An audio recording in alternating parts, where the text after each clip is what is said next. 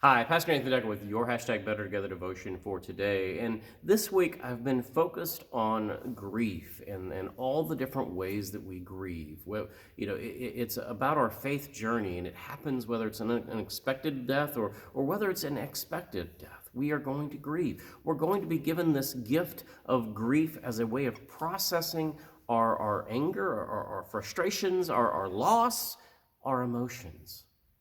We are given this by God, and it's a beautiful thing.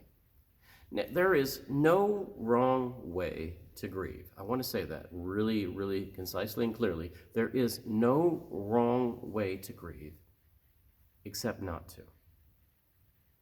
Sometimes I see folks who are bottling it up, and they're not allowing themselves or giving themselves permission to grieve. And because of that, it just makes it that much more difficult the next time they experience loss of any kind. They're the folks that have huge outbursts and are emotionally not allowing themselves to express what they're feeling. And it hurts not just them, but those around them. Now, folks grieve in different ways. One of my favorite stories about my family is that when my granddad passed away, I watched as one side of the family was over on one side of the church, and they were talking and laughing and telling obscene jokes about his life, while the other side of my family was on the other side of the church, weeping and bawling their eyes out, running out of tissues and Kleenexes all over the place. It was nasty.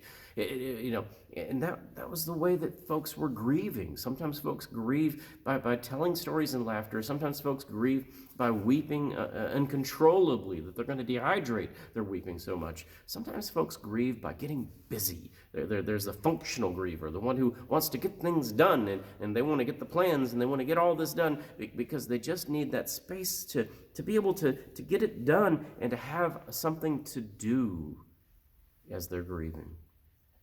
There are some folks who shut down, who can't do anything, barely breathe. There are folks who forget to eat because they're in such deep grief. That's why we always bring casseroles as churches. There is no wrong way to grieve. Do what feels natural. Do what feels next in your grief. When you're experiencing loss and pain, simply do what feels like you should do the next thing. Now, on the other hand, when folks start assigning you things to do, when folks start saying, well, this is what you really should do, or this is what I did whenever I experienced this, you can listen to that.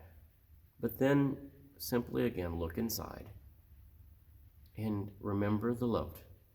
Remember the loved one that you're grieving and you've lost. And then allow yourself to grieve what feels natural next. Too many times we assume that everyone will have the same experiences we have. But the truth is that when grief comes as that gift from God for us to process loss, it's a unique door, and each of us have to go through it in the way that we alone can go through it. Doesn't mean we have to do it alone. We can be together with other people, but we're the only ones who had that parent, that spouse, that child, that dog. We're the only ones who had that special, unique relationship in that way. And because of that, it will make our grief that much more unique. There is no wrong way to grieve except not to. Grieve. Have good grief by doing it as a way of processing what you're going through emotionally. And you'll find we'll be better together because of it.